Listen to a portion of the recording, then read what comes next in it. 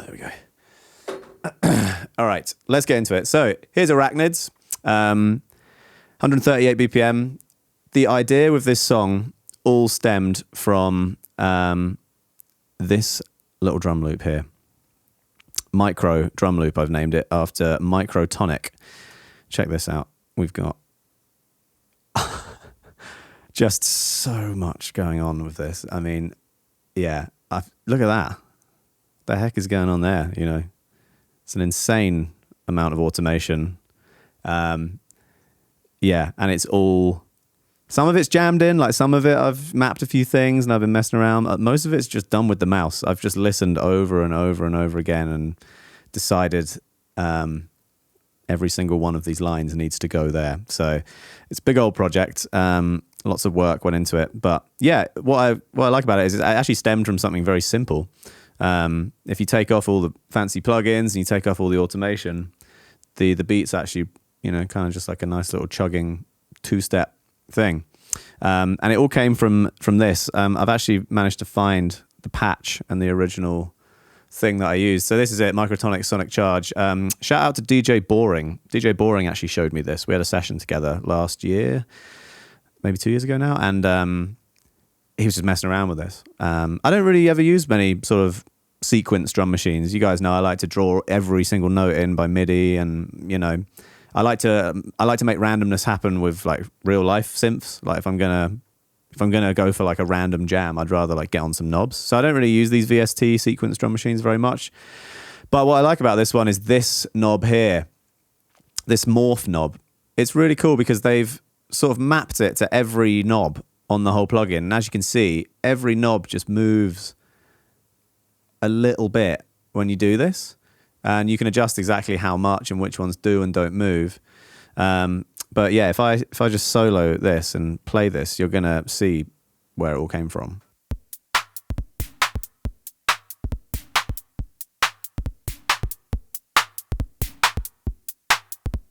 And if I move the knob around,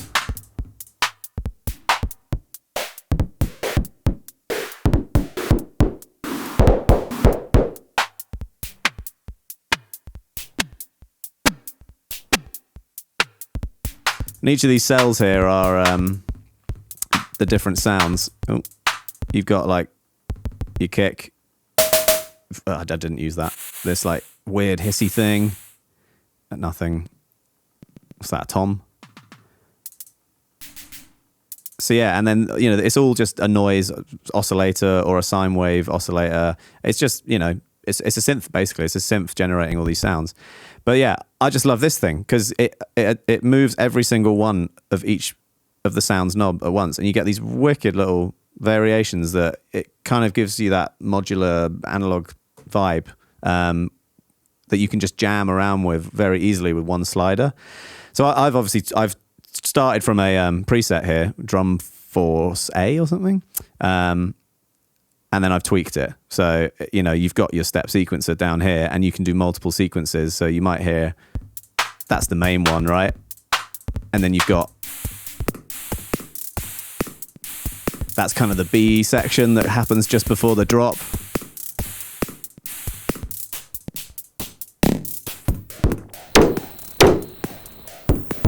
Let's go to C.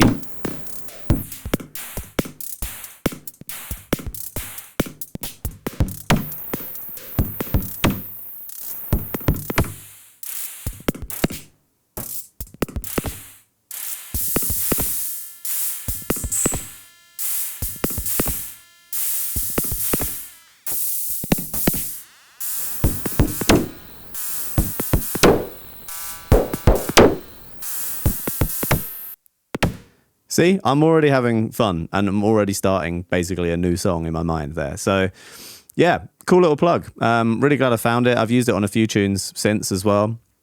Doesn't have to just be drums. I think it does a pretty good job at like little bass line sequences too. So yeah, that's where it all started. I just jammed that and hit record for ages, like a long, long time. And this is what I jammed out. I mean, we could probably pull up the original file here. Yeah, so it's not super long, but I just let it roll and did all these sort of variations as I went, and ended up with just a big long section of audio that I could then mess with afterwards. So big sub.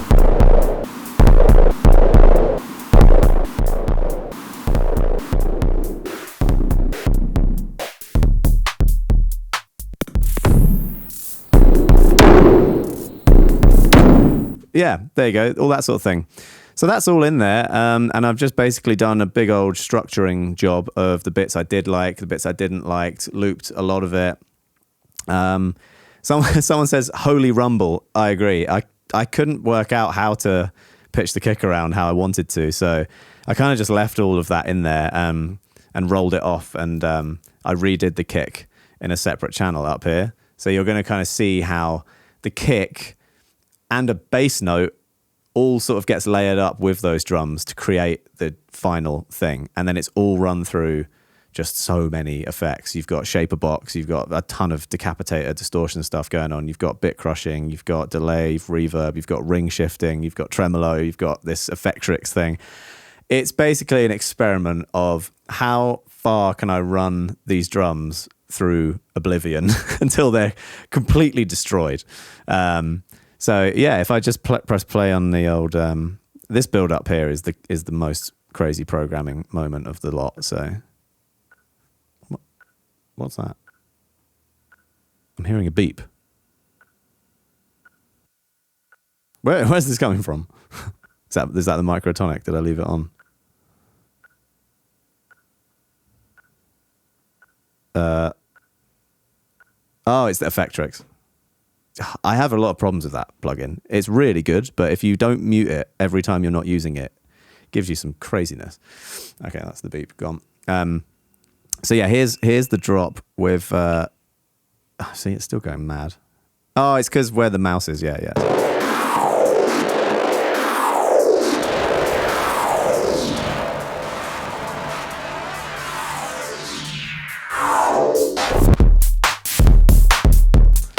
Can we just appreciate we're on punish on +10 here on the decapitator? I think it's important that we all just respect that for a minute. On full wet.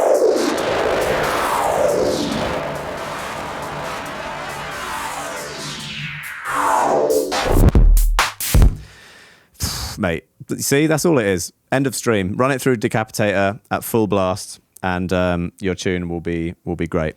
I've been Guy from Disclosure. Thanks for watching. No, I'm just joking. You can obviously do a lot more than that. Let me take all the plugins off, and then we can go back to how it was.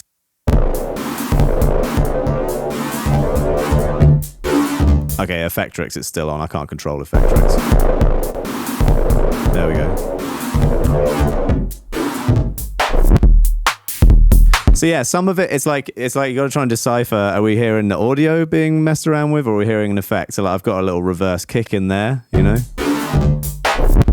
to give you that reverse feel. But then I've also got like some tonal delay, flangery stuff going on that sort of makes it sound like maybe it's just phasing weird, or it's someone's put like a rewind on it or something. I don't know. It's basically a huge experiment in that kind of manipulation of the sound and just trying to like play with your ear every bar. Like I wanted something different to happen every single bar almost, so that it was never a loop. Like there's some audio loops going on like this section, but you're never hearing the same thing twice. There's always something rising or falling.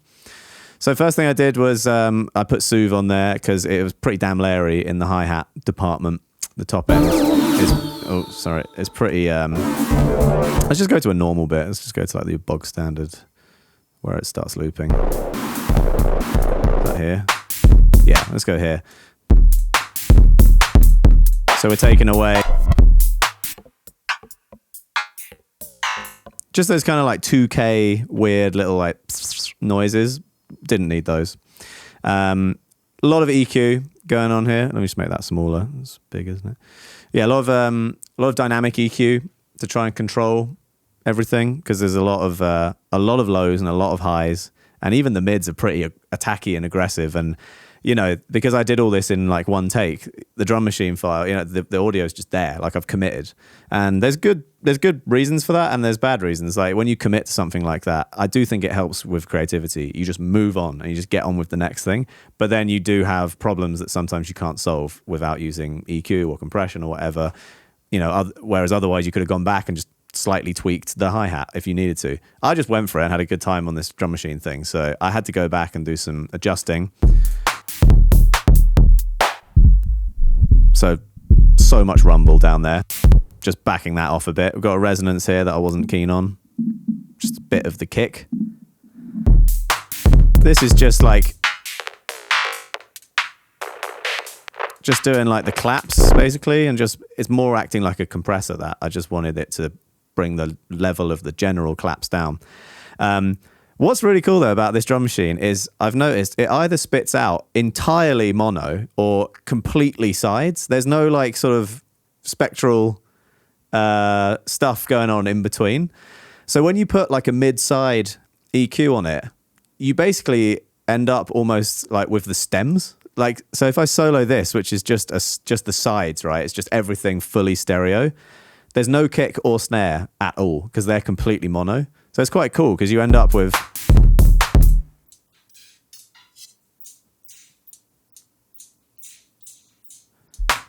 isn't that nuts? And then equally, like if I was to change it to just mid, you'll probably you won't hear any of those hi-hats, I'm imagining.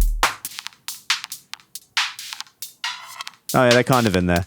But yeah, I found it really useful that like I did this a couple times throughout the song, that if you just want to boost the sides, it's doing a super clean job at it because you're not boosting like the kick click, you're not boosting like the snare drum click. You're literally just boosting the shakers and the that hiss noise and whatever, which is nuts because it's just a stereo audio file. So yeah, I thought that was pretty cool.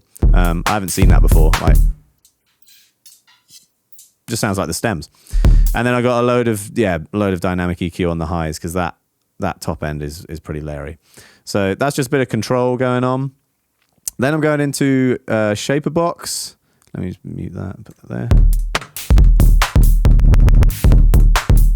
Oh Jesus, that's all coming from another plugin somewhere else. I'll get back to that. Yeah. This is just adding like vinyl crackle. Crispy Crackles is one of the presets on here. I really like the selection of hiss and stuff you get on here. So I just have it slightly underneath and it's just being triggered when it plays. So it disappears when the drums go away, which I find useful instead of having to like audio fade in and out, you know, audio files. You can just leave this on. If I do noise only,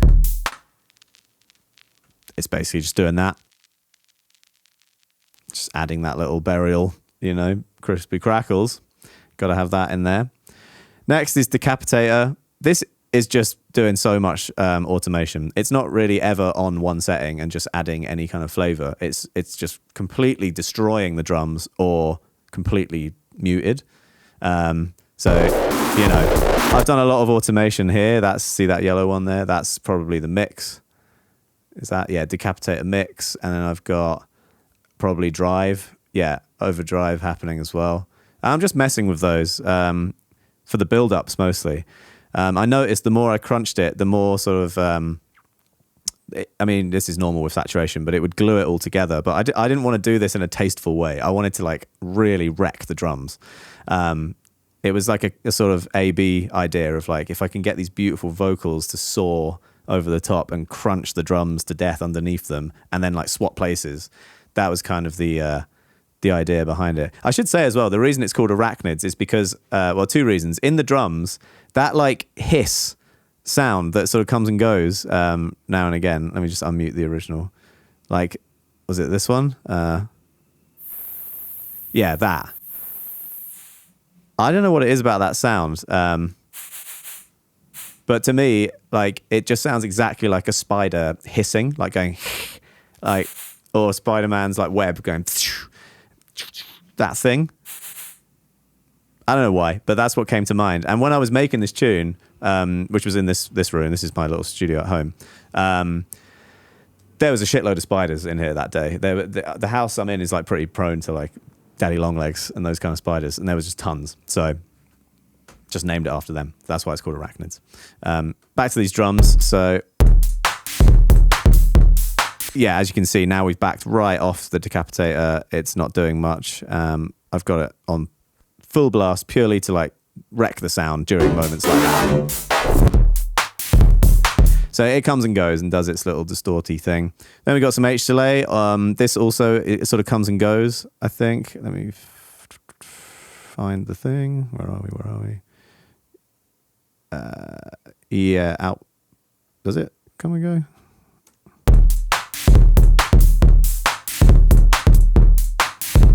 Yeah, so these purple lines here, this is all the... See if I can put it on full. So yeah, it's acting like a filter as well. So I've got the EQ set pretty aggressively here on this filter, which is doing a lot of damage. Where did I just put that? Yeah. So that's like post the distortion as well. So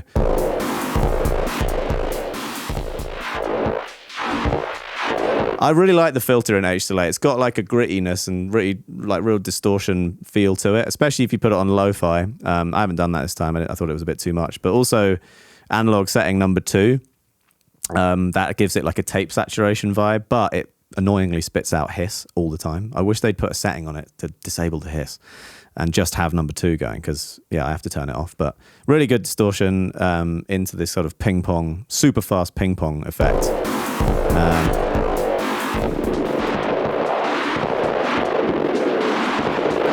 Again, it's just pure mangling the sound. Let's put that back. I don't know where it was roughly there.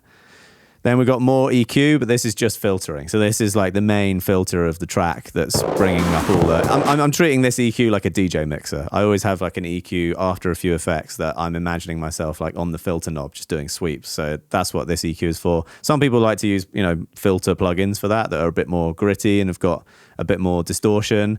I like doing this like super clean approach because I've already mangled it like through decapitator, so it does not need any more distortion.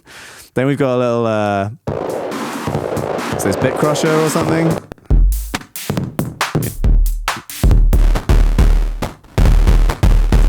Again, it's like another flavor of distortion and another way of just completely destroying the sound. It's funny, like with my old songs, I was kind of obsessed with like the mix being really clean. Like if you're working with a singer, like Latch is such a clean mix. Talk with Khalid is such a clean mix. Blue World with Mac is really all about the vocal just soaring over this nice, like delicate, bouncy, still punchy, but bouncy beat. This is like, I'm interested only in one thing, like grit and distortion. So I'm just playing with different types of distortion and bringing them in and out for a bit of variety. You've got like a bit crush style, you've got a tape saturator style. This is like a valve amp style. So yeah, it's just running it through all these different things. Got some reverb on there. It's on 0%. So again, I'm just pulling it up and down occasionally. Yeah, it's just doing that sort of thing. Transient master. This thing was pretty interesting to use on this. So we have, I've got a lot of automation on the sustain. So the sustain knob sort of it's like the opposite of compression. Compression makes the loud sounds quiet. Transient designers make the soft sounds louder, and you get this like more extreme pumping effect, and you end up with a square waveform, if you go all the way up instead of this nice dynamic range. Again, I want it to be square. I want to mangle this thing. So you can see here how it's...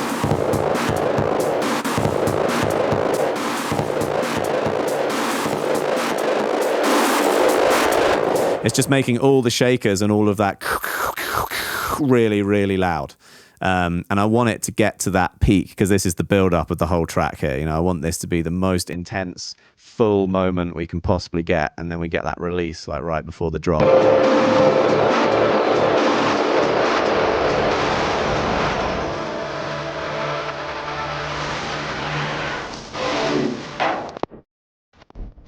And then I've actually left it on like 75% even on the drop. See, so for the rest of the song, Transient Master's on 0. It's a bit more tame. And then here, a lot of that's coming from that Transient Master. If you take that off, it sort of sits back a bit and sounds a bit more like it did in the verses. And I just wanted this to be absolute full blast, like let's go. So I got that on maximum. I've got a very short reverb here. It is doing some automation, I think. Let's find out. Yep, tons of automation actually, yeah. So it's just quite a short room sound. We turn off the dry signal. Okay, that's got none, so. Yeah, that. Just that sort of washiness going on in the sides, in and around the top end. I've EQ'd out all the bass and all the highs. It's just that sort of room noise. It's only 480 milliseconds long, so it's a room reverb, so to speak. I just like what it was doing on the build-ups. I don't think I've got it on at all when this track is like pumping. I've got it on really quiet, so you can barely hear that versus where the real. But you know, if you take it off, you do notice it. Yeah, I find those sort of sneaky reverbs like in headphones make a big difference. You know, you're noticing like the lack of 3D if you go too dry. Saying that, there are plenty of mixes that are super dry that I love. Sammy Virgie's really good at that. I don't think he uses really any reverb on anything. It's just like down the middle. It sounds great. But for this song with its like big echoey vocal and its spookiness, like the spooky Arachnid spider vibe, I want it to sound like we were in a cathedral at points. You know, we're in a spooky place. So you got to have reverb to put it in a place. Last in the chain is this ring shifter, which I'm automating quite a lot of times. Oh, just twice, yeah. So there's a couple like build-up moments. You guys have seen me use ring shifter before. It's such a good Logic plugin. This is one thing I think Logic does better than Ableton. There is ring modulator in Ableton, to be fair. It's cool, but I just like the flavor of this one. I think it's really cool with the stereo width knob, the LFO, the envelope follower. It's a great plugin. It does moments like this. Let me make it more extreme so you can. So that would be like a fast one, you know. What I love is at this point, all of those just sounded good, and it's just a case of like recording a few in and picking your favorite. You know, I don't think I've actually done any automation on this frequency knob. I kind of wish I had. Look, yeah, it's blank. I actually wish I'd done a bit of that. So maybe that's my last job, is instead of just is going in with a bit of. That sounds sick. See, there you go. There's this endless tweaking you can do here. It's never over. It's never fucking over. We got some sends going on here. We've got one to a rotocab. I'm not using that. We've got one to little plate reverb. This is my sort of bus reverb that I'm using to send little splashes to of every instrument. I've gotten more into doing that again recently. I sort of got away from it for a while, like putting reverb on a new reverb on every channel, just for control and for different lengths and whatever. But I do think that the old method of just bussing everything to one single reverb, it does make for a more natural sound. You know, you've just got that everything in one place going through the same thing, and then you can compress it, you can EQ it all together. Yeah, so a little bit of that going on. I've got, what's this? I don't think I've got any sends going on here. But, oh yeah, a little send splash here. So that's just extra reverb splash going on with this. Yeah, just a little splash. That and some, it's two types of reverb splashes going on, and a ping pong delay. Yeah, ping pong delay. That's just going to give you a little, just that tiny before the drop.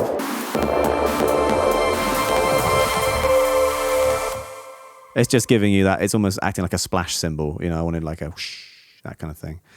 Arachnids in time for Halloween. That's a good idea. I don't know why we didn't think of that. Maybe we did. Yeah. Have you heard Skrillex's mashup Cinema Latch? No, I haven't heard that. Please send it on the Discord. Okay, so that's pretty much it for the drums, of like the drum machine drums at least. I've got a couple other channels here for like extra fills. So this is stuff that I just couldn't make work all in the same channel. I've had to like export a couple extra sounds. So that's like, yeah, little pitched around snare. What's this one here? Scratch fill. Oh, sorry. Scratch fill. Oh yeah, I love those. That's got a big old flanger on there. So that's just layered up over the top. That'll be a tiny piece of the drums, probably that piece that I've just taken and looped a random amount until it did something interesting. And this flanger is what's giving it pitch and giving it movement. You know, you can crank that up even more and make it self-oscillate. Also sounds cool. Maybe I should have done that. God damn it. It's never ending. So yeah, little couple of moments there. On the bus of all of that, all these few things here, I've got a clipper. I've been using this clipper a lot recently. Ven Audio. You've got, you know, endless choices when it comes to clippers. Standard clip is one everyone seems to go for. In the Oxford Inflator, there's a clipper that I use sometimes, but I like this one because it's got huge oversampling. Look at this. You can do 256 times oversampling, which is definitely overkill for a drum bus, but you know, on your master out, it's kind of cool for bouncing out a demo. I also like the little visualizer it has here. So I'm just taking the heads off some of these a little bit because I thought they were just peeking through a little too much. Obviously, you can go more aggressive. Oh, we're hearing the kit, sorry.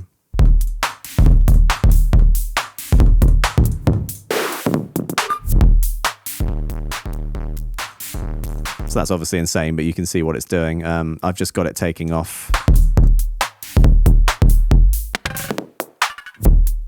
Hardly anything. It's literally just there for safety.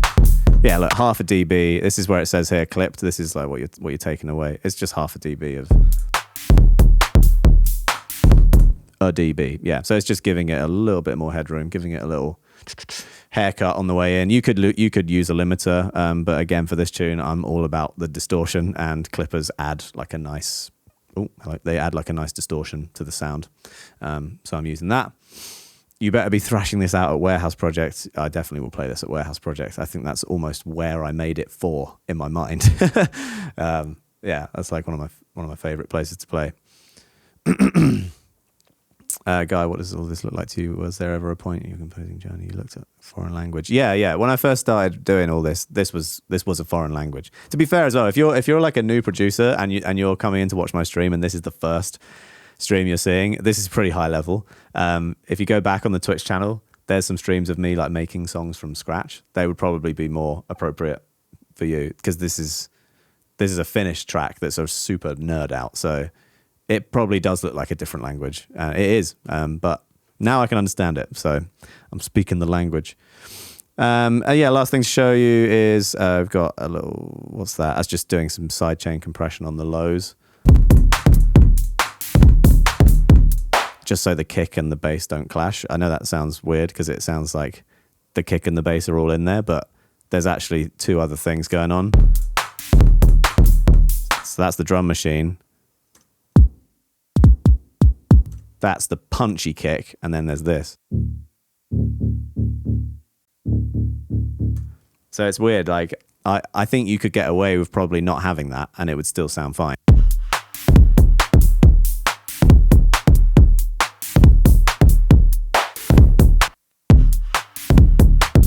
But to my ears, like, it's actually more about how it sounds through like smaller speakers at that point. I noticed when I was listening to it like through my phone or laptop or like a car system that wasn't very good, I wasn't really hearing the note of the bass. I think it's a low D, so it's super low. I don't usually ever really go below like an E or an E flat, but it's a D. And if you're doing a D and it's just a sine wave, most speakers can't really produce that. You know, only club systems and big festival speakers and subwoofers are going to be able to produce that level of sub. So I added in this space because it's filling that sort of upper harmonic range a bit more. You've got more like 100 hertz going on there. And as you can see, I'm not interested in the sub of this at all. I've got plenty of sub going on in the lows. I just want this bit. I want this upper harmonics kind of 100 hertz to sit underneath the bass and just complement it.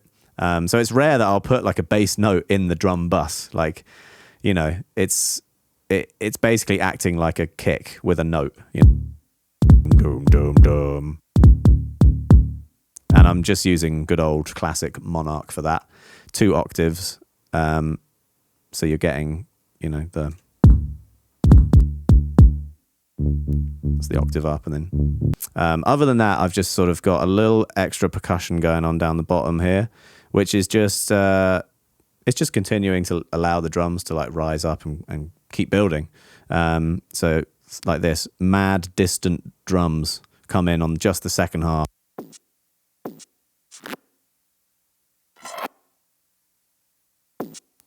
Crazy, but in the mix, it's doing something important. Rimmy flange. Wow. Cool. I don't know where I got these sounds. I think some of them are going to be splice. Some of them are just going to be old things I've had on the hard drive knocking around. Extra rimmy. Cool. Yeah, so just more distortion and more layers all going in to add up to... Yeah, you hear that? That's all coming from that, isn't it? Yeah, and then just more and more flanger. We've got some hand claps every 4th beat. Using good old Hand Clap Studio for that. Just 2 clappers.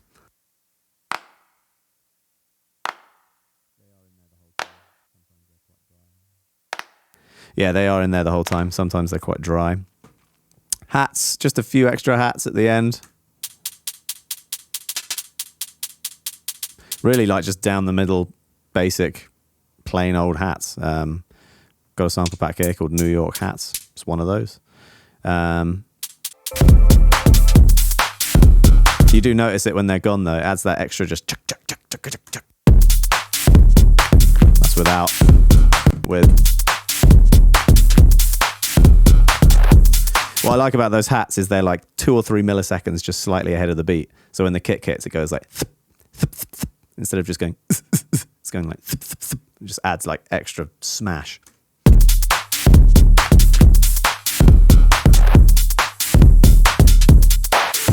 Yeah, that's what I'm talking about. That's what I'm talking. Hats off to you. Thank you. Oh, really, yeah.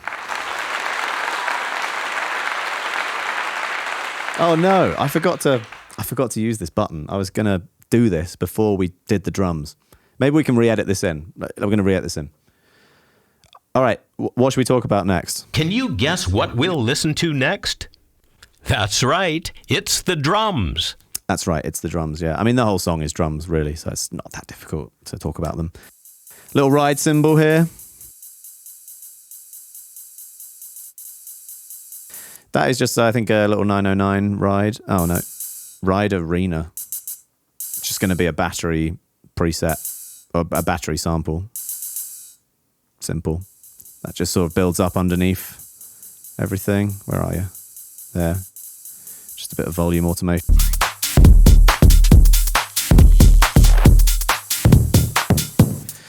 Then we got a crunchy swing hat. I would usually program that in, but I must have just really liked the sound of that. It's just a 909 hi-hat, as far as I can hear. But it's got some extra like distortion and stuff going on, so it must be from like an old garage tune that I've ripped from somewhere. Really cool one. Reverse hat is just going to be a few moments where I've flipped it. Little shaker. Little cabassa. Ooh, with a little... Yeah. I like the offset reverb there. That's cool. Just got like, yeah, like 380 seconds of pre-delay. So that's nice. I wouldn't usually do that. That's cool. Weird wood block. I think that's a one hit at the start. Yeah, that's that little random beep. Oh, shite. There. No idea where I got that. And I don't even know why I put it in. But yeah, it's just a little decoration. Filter grains. Yeah, there's a lot of granular stuff going on in this. I did quite a lot of mangling of sounds using the different like warping algorithms. Some of it in Ableton as well, actually, and I would have imported it back in. I love the texture and the sort of stuff you can generate with Ableton when you do all those extreme stretching numbers on the algorithms. That's pretty cool. What have I got on there? Just a little widener. Yeah, nuts. Cool. So that's just some like crazy filtered grains. You got some, whoa, what's this? More wood blocks. Oh yeah, extra little clock. That sound I absolutely love. That I actually used to use that in the intro of the show. So we'd like come out and do the white noise intro. I think it was maybe the Energy Tour. Yeah. So when we opened the show, I had this like rendition of white noise, and that was one of the main noises. And the guys used to fire the lasers for the first time over the crowd. So you'd hear like, and it would like show off the lasers we've got going on right away. This is doing some weird stuff that it shouldn't be doing. I think I know why. Yeah, that's better. Anyway, I could keep going, but yeah, there's just more weird noises and weird atmospheres like this.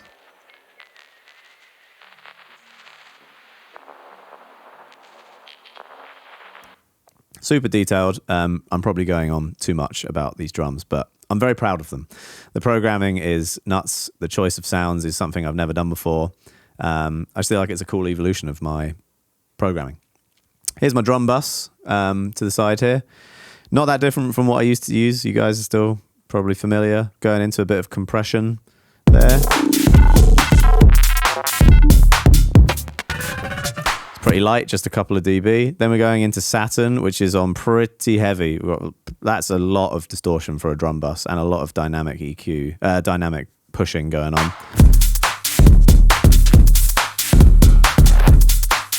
Don't know why it's not letting me boost that.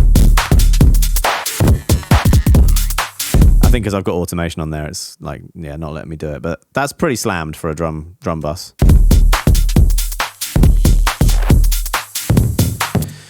You know, more distortion is good. I'll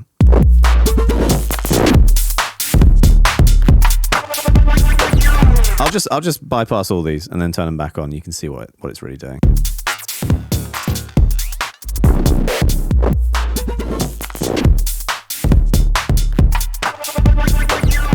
And with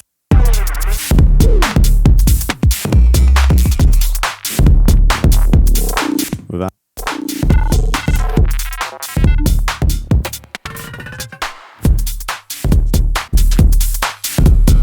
Yeah, I mean, you've got a bit of a level jump there as well, but they just sound insanely fat and so distorted and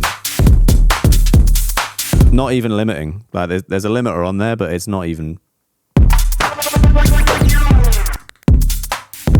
Let's do it more at the start actually when it's less distorted, because yeah, when I add all the distortion in, that is already limiting it. Do you know what I mean?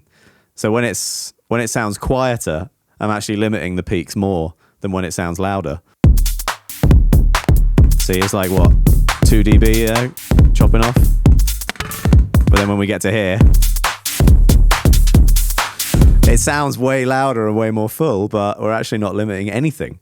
So there you go. There's a little lesson for you guys who don't know too much about limiting and clipping and distortion. Limiting is just one way to make your song loud. You can easily master a track, mix a track with no limiters at all, and still end up with a really loud song. You're just going to have a different flavor of distortion if you use clippers, saturation, this kind of thing. So there you go. Loud drums, but what are we hitting? Like -8? I'll take the limiter off. Yeah, -7.6, right? At the peak moment. Whereas if we go to the non-peak moment, we're hitting 6.3. So isn't that interesting? You know, you've got it's up to you how you want to squish your sound. All right, that's the drums. I think pretty much covered everything. There's another clipper at the end of that as well. I think for all the instruments, but we'll get to that.